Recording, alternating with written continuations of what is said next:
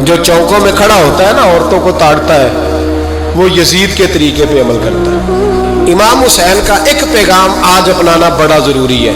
ابن جوزی نے لکھا ہے سینکڑوں سال پہلے, آج کے کسی عالم کی بات بتاتا تو لوگ انکار کرتے, سینکڑوں سال. کہتے ہیں بلخ میں قحط پڑ گیا, لوگ ہجرت کر کے سمرقند آ گئے, ایک سیدوں کا خاندان بھی آیا, ایک ایسی خاتون بھی آئی جس کے ساتھ 3 بیٹیاں تھی, بیٹا بھی کوئی نہیں, خامند فوت ہو گیا. مسجد کے ساتھ مہمان خانے بنے ہوتے تھے, وہاں اس نے بچوں کو ٹھہرایا اور نکلی سمرقند میں کہ کوئی آدمی مل جائے. تو وہ سیٹھ صاحب, چودھری صاحب کہنے لگے مجھے کیسے پتا چلے گا تو سید ہے, مجھے بتاؤ. کسی کو چوک میں کھڑا کر کے کہا جائے بتاؤ تو کون ہوتا ہے, اس شخص کا کیا اشر ہوتا ہے, کیا حال ہوتا ہے. کہا کیسے پتا چلے گا؟ تو سید زادی نے اپنا پلو کھولا اور اپنے آنسو دونوں آنکھوں سے صاف کیے تو کہنے لگی اللہ تیرا بھلا کرے, میں ثابت نہیں کر سکتی کہ میں حضور کا خاندان, میرے پاس کوئی دلیل نہیں, میں نہیں بتا سکتی. چل ٹھیک ہے, چلی گئی. کسی نے بتایا کہ یہاں ایک یہودی بھی رہتا ہے, بڑا سخی ہے, یا آتش پرست ہے, یا پارسی ہے کافر غیر, سخی بڑا ہے. اس کے پاس گئی, بیٹھی رہی, لوگ بیٹھے تھے, جب چلے گئے تو قریب گئی, کہنے لگی مجبور ہوں, پریشان ہوں, غریب نہیں ہوں. کہنے لگا بی بی تجھے کبھی دیکھا نہیں, سمرقند کی اتنی آبادی نہیں, میں سارے شہر, تو کون ہے؟ تو کہنے لگی تعارف نہ ہی پوچھے تو اچھا ہے. اس نے کہا چلو اگر پتہ چل جائے تو. کہنے لگی میں مسلمانوں کے نبی کی اولاد ہوں. مسلمانوں. اس نے کہا پیغمبر خدا کی اولاد. اٹھ کے کھڑا ہو گیا, بی بی کو ساتھ لیا, گھر گیا. کہنے لگا جو صاف ستھرا کمرہ ہے نا اسے پھر دھو ڈالو, ایک دفعہ پھر دھو ڈالو. کمرہ دھلایا, صاف کرایا. پھر کہنے لگا بی بی میرے برتن زیادہ صاف ستھرے نہیں, میں نئے نہ خرید کے لا دوں. پھر نئے برتن لایا. پھر اپنے بچوں سے کہنے لگا اونچا نہ بھولنا کہ سیدہ فاطمہ کی شہزادیاں آئی ہیں, یہاں کوئی شخص اونچی بات نہ کرے. پھر کہنے لگا بی بی جو میرا بالکل طیب اور حلال رزق ہے نا یہ اس میں سے لنگر ہے, لیکن چونکہ میں غیر مسلم ہوں مجھے سلیقے نہیں آتے, جیسا تیسا بھی ہو نا اسے قبول کر لینا. خاتون کو کہنے لگا یہ گھر ہے, جب تک جی چاہے یہاں رہنا, اور دیکھنا ہو سکے تو رات اپنے نبی سے سفارش کرنا, میرا بھی کوئی مسئلہ, میری بھی کوئی قبولیت کہیں ہو جائے. وہ مسلمان کہلانے والا رات کو سویا. کہتے جنت سجی ہوئی ہے, لوگ جنت میں جا رہے ہیں, لائنیں لگی ہوئی ہیں, نبی پاک لوگوں کو جنت میں بھیج رہے ہیں. میں بھی دوڑ کے لائن میں لگ گیا, فرشتے نے میرا بازو پکڑا, کا پیچھے ہٹ.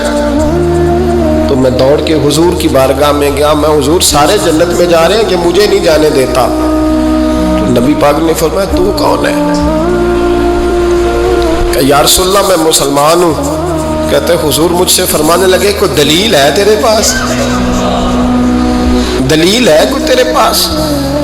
میں چپ کر گیا. فرمایا میری بیٹی تیرے دروازے پر آ ہی گئی تھی تو دلیلیں پوچھنے لگ گیا تھا.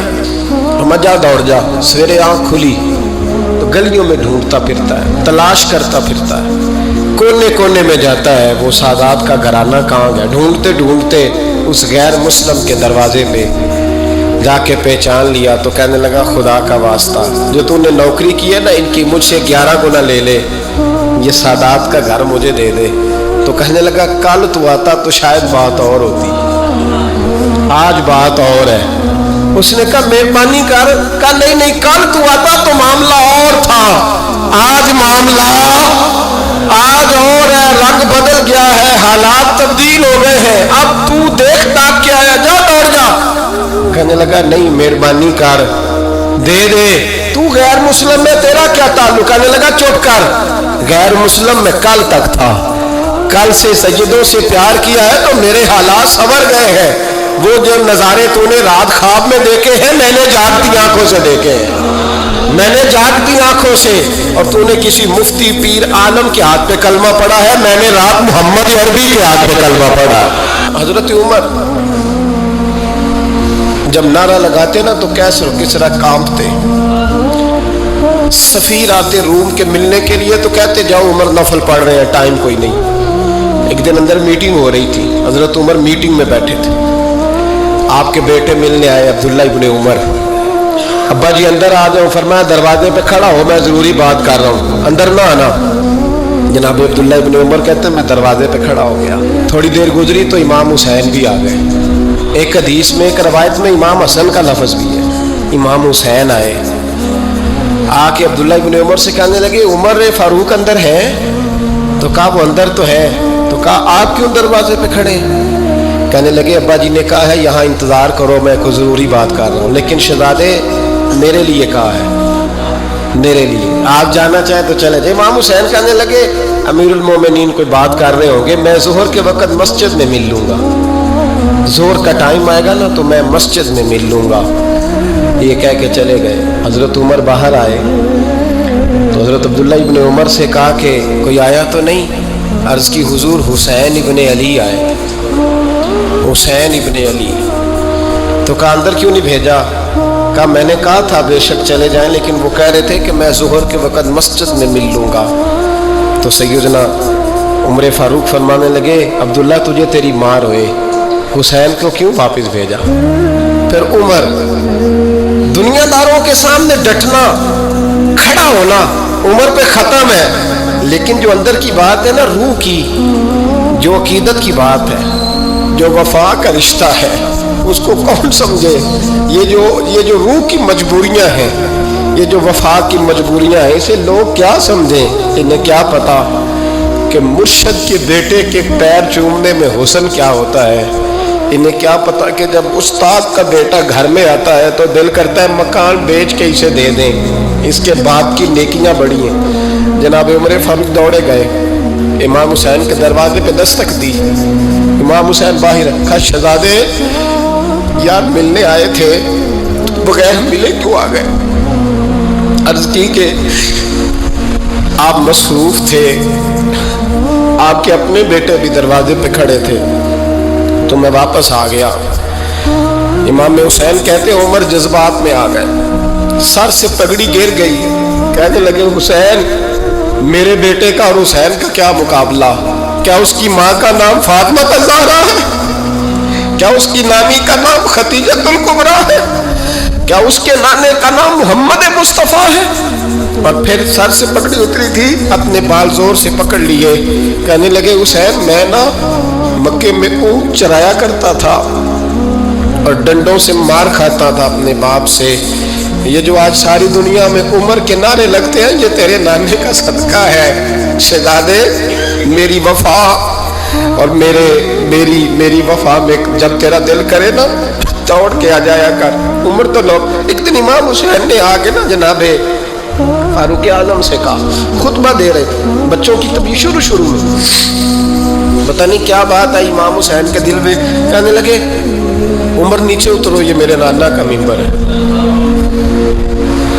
تو حضرت سیدنا عمر سنو، کبھی میرا بھی بچہ آ جائے تو میں کہتا ہوں اس کو پکڑو یار، بچوں کو تو نہیں نا جمعوں میں مطلب ذکر کیا جاتا، اترنا میرے نانے کا ممبر ہے۔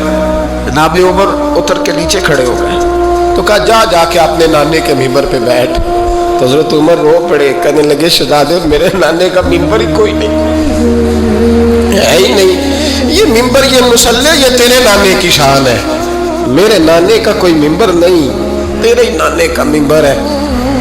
تھوڑی دیر کھڑے رہے تو امام حسین کہنے لگے اچھا کوئی نہیں آپ کے نانے کا ممبر کا نہیں؟ کہا چلو پھر میرے نانے کے ممبر پہ بیٹھ جاؤ، چلو خیر ہے، کوئی نہیں آپ کے نانے کا؟ کہا نہیں۔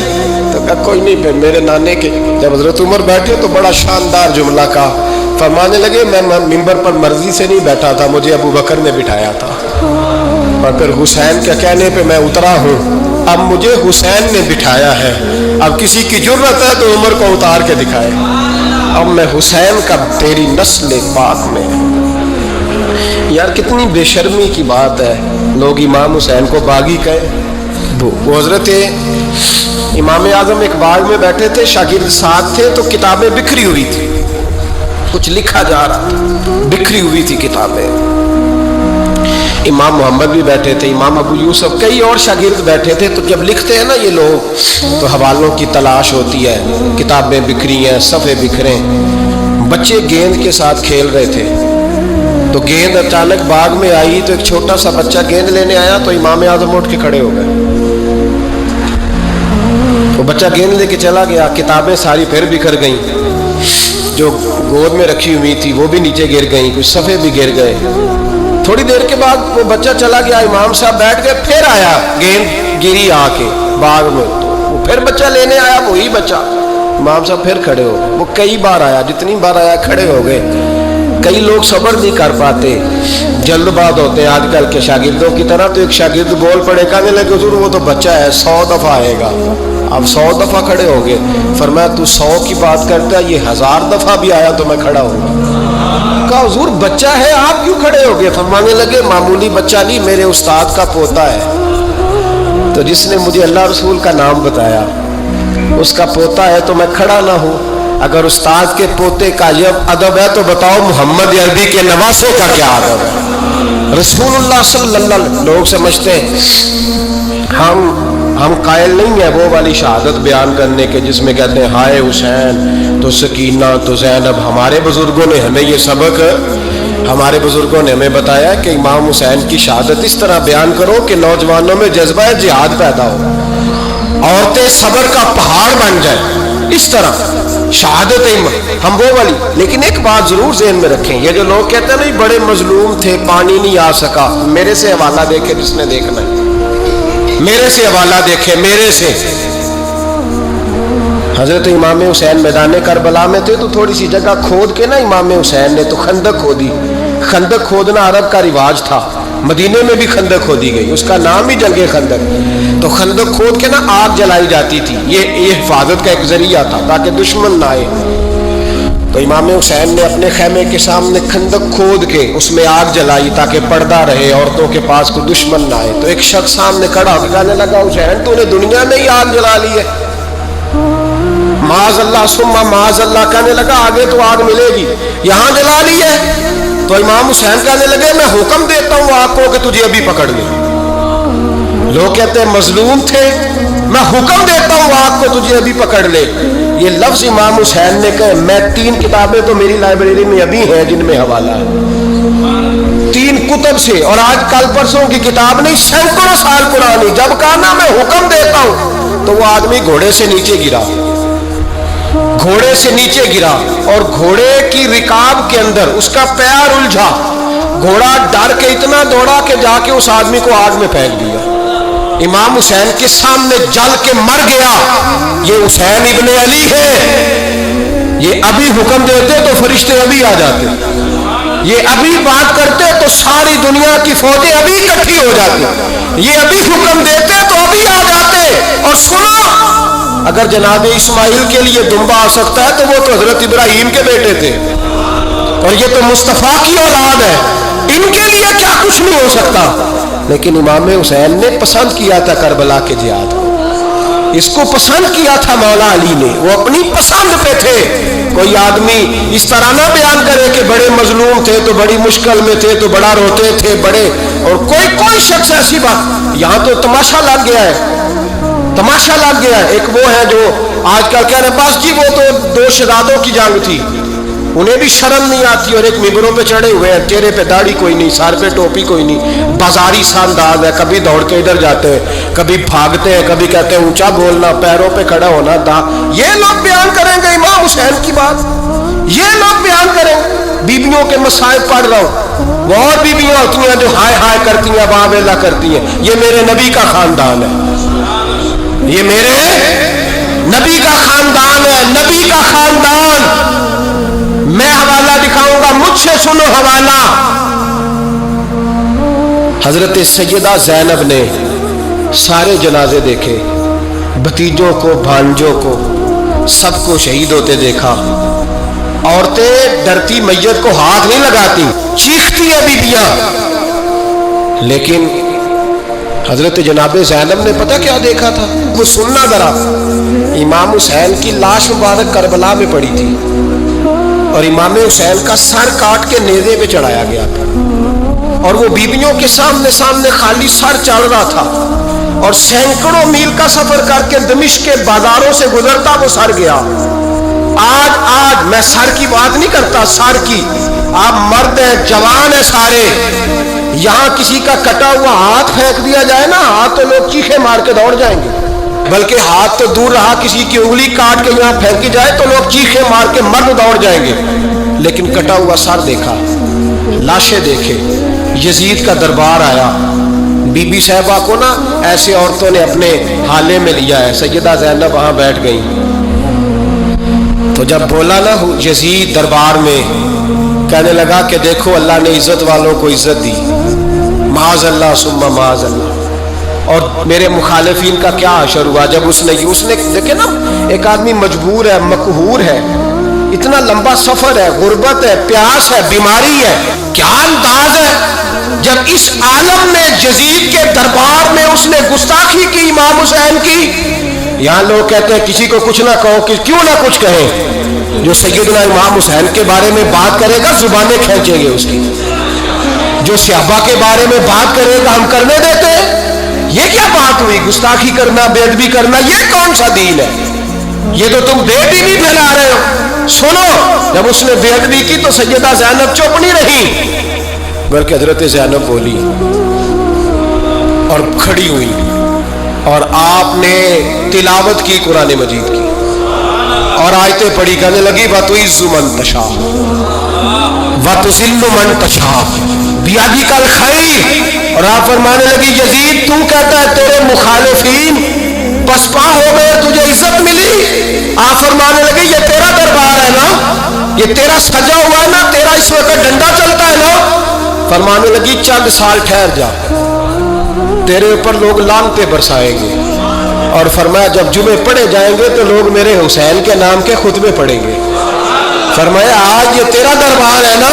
حضرت نعمان بن بشیر صحابی رسول تھے، وہ کہتے ہیں میرے قریب ایک نابینا صحابی بیٹھا تھا، سنو حوالہ میں دکھاؤں گا، کہنے لگے میرے قریب اس وقت یزید کے دربار میں ایک نابینا صحابی بیٹھے تھے، جب بی بی زینب نے یہ بات کی نا تو وہ نابینا صحابی میرا ہاتھ پکڑ کے کہنے لگے نعمان علی آ گئے، یہ تو علی کی آواز ہے، علی آ گئے، جبریل امین بول رہے ہو جیسے، حکمت کے گوہر رول رہے ہو جیسے، دربار دمشق میں وہ زینب کا خطاب منبر پہ علی بول رہے ہو جیسے، کہنے لگے علی آ گئے، علی، یہ تو علی کی آواز ہے۔ جناب نعمان بن بشیر کہنے لگے نہیں، علی جب بولتے تھے تو بڑا رنگ ہوتا تھا، ابھی تو زینب کھل کے بول ہی نہیں رہی، ابھی تو زینب ستائی ہوئی ہے، ابھی تو زینب زخم کھا کے آئی ہے، ابھی تو زینب پیاسی ہے،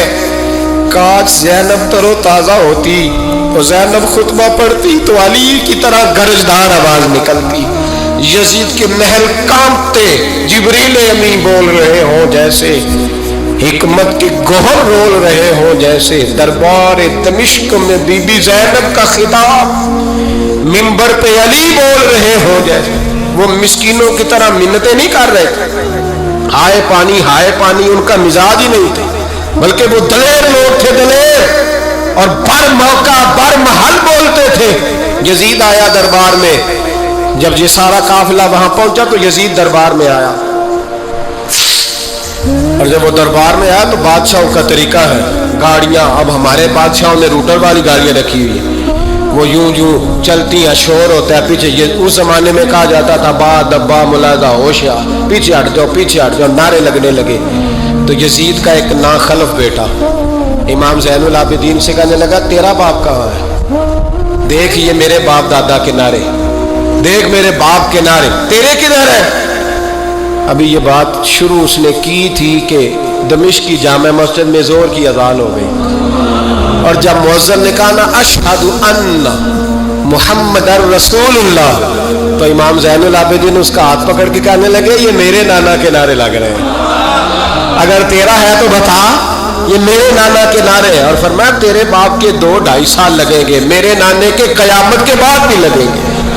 میرے نانے کے نعرے قیامت کے یہ لگتے رہیں گے، لگ رہے ہیں اور لگتے تھے اور لگتے رہیں گے۔ میرے بھائی یاد رکھو، دلیری ہمت، پہلی بات ان سے پیار کرنا ہے، دوسرا ان کی ہمت، ان کا مقام دلیری کرنا ہے، ان کا کام ہمت کرنا ہے، ان کا کام ڈٹ جانا ہے۔ کمزوری دکھانا اہل بیت کا طریقہ ہوتی ہے۔ حضرت عباس کے بازوؤں میں درد ہوتی ہے، جناب زینب پھر پریشان ہوتی ہیں کہ ہم تو اس بے حیائی کے خلاف لڑے اور امت ابھی یہ گند کر رہی ہے۔ جو چوکوں میں کھڑا ہوتا ہے نا، عورتوں کو تاڑتا ہے، وہ یزید کے طریقے پہ عمل کرتا ہے۔ یہ دلائل ہے، آپ سوچ لیں، اندازہ کر لیں کہ ہم نے کس جماعت میں کھڑے ہونا ہے۔ اس لیے گند سارا نکالیں۔ امام حسین کا ایک پیغام آج اپنانا بڑا ضروری ہے۔ امام حسین نے سر سجدے میں کٹایا اور قرآن کی تلاوت نیزے کی نوک پہ بھی جاری رہی ہے۔ اس لیے آج کم از کم 10 نفل امام حسین کی سنت سمجھ کے ضرور پڑھ دیں۔ پڑھیں گے انشاءاللہ۔ جنہوں نے روزہ رکھا ہے بڑا اچھا کیا ہے، چلو جو نہیں رکھ سکے پھر بھی نفلی ہے، کوئی فرض نہیں۔ کم از کم 3 دفعہ سورت یاسین کی تلاوت آج ضروری ہے امام حسین کے لیے، کریں گے انشاءاللہ تعالی۔ اگر وہ نیزے کی نوک پہ پڑھ سکتے ہیں تو آپ ان کی خاطر بھی تو پڑھ ہی سکتے ہیں نا۔ تو بہت ضروری کام آج نفل پڑھنا ہے، اور بہت ضروری کام آج قرآن پاک کی تلاوت کریں گے انشاءاللہ تعالی۔